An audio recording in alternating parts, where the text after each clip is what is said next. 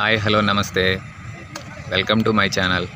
మీరు చూస్తున్నారు కదా, ఇదంతా పచ్చని పల్లెటూరు, పచ్చని పొలాల మధ్యలో ఉన్నటువంటి ఊర్లండి.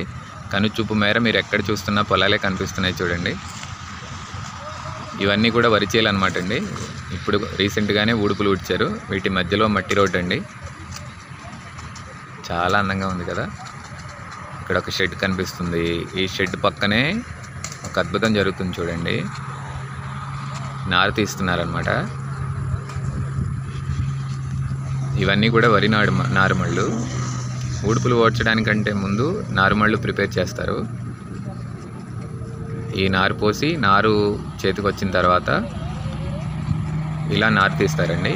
తీసిన నారు కట్టలు కట్టి వాటికి మట్టి పట్టేస్తుంది కదా. నారు తీస్తున్నప్పుడు ఆ మట్టి మొత్తాన్ని నీళ్ళలో ఇలా దులిపి జాడిస్తారండి. ఆ మట్టి అంతా పోయిన తర్వాత వాటిని కట్టలు కట్టి అక్కడే వేస్తారు, పోగులు పెడతారు. ఆ కట్టలు తీసుకువెళ్ళి ఇదిగో ఇలా దమ్ము చేసినటువంటి మళ్ళల్లో ఇలా ఊడుపులు ఊడ్చుతారనమాట. ఇది అందరికీ తెలుసు, కానీ ఎప్పుడూ కూడా కొత్తగా అనిపిస్తుంది. చూస్తుంటే చాలా అందంగా అనిపిస్తుంది. ఈ వరి పొలాలకు పక్కనే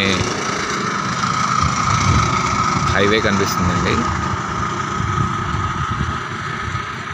చాలా అందమైన ప్రదేశాలు మనం చూడాలి, కానీ ఈ ప్రకృతి అంతా అందంగానే కనిపిస్తూ ఉంటుంది. ఇవి మా పల్లెటూరులో వర్షాకాలంలో ఎక్కువగా కనపడేటటువంటి సుందరమైనటువంటి దృశ్యాలన్నమాట. రైతులందరూ ఈ వర్షాకాలంలో చాలా బిజీగా ఉంటారు.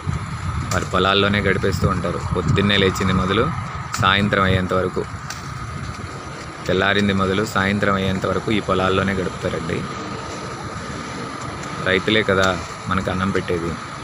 రైతే రాజు అంటారు. రైతు లేకపోతే ఈ ప్రపంచానికి ఫుడ్డే లేదు. చూస్తున్నారుగా, వరి పంటలు పండాలంటే వాళ్ళంత కష్టపడాలి. చాలామందికి ఈ రైస్ ఎక్కడి నుంచి వస్తుందో, ఎలా వస్తుందో, వాటి విధానం ఏంటి అనేది కూడా తెలియని వాళ్ళు కూడా ఉన్నారు. చూడండి, నారుమళ్ళలో నారు తీయడం, ఆకు తీయడం అంటారు దీన్ని మా ఏరియాలో అయితే. ఎంత ఉత్సాహంగా పనిచేస్తున్నారో చూడండి.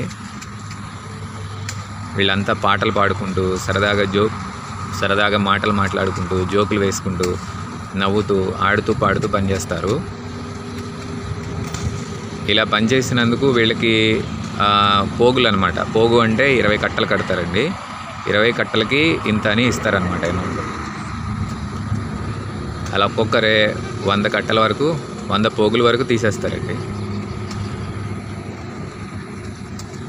చాలా బాగుంటుంది.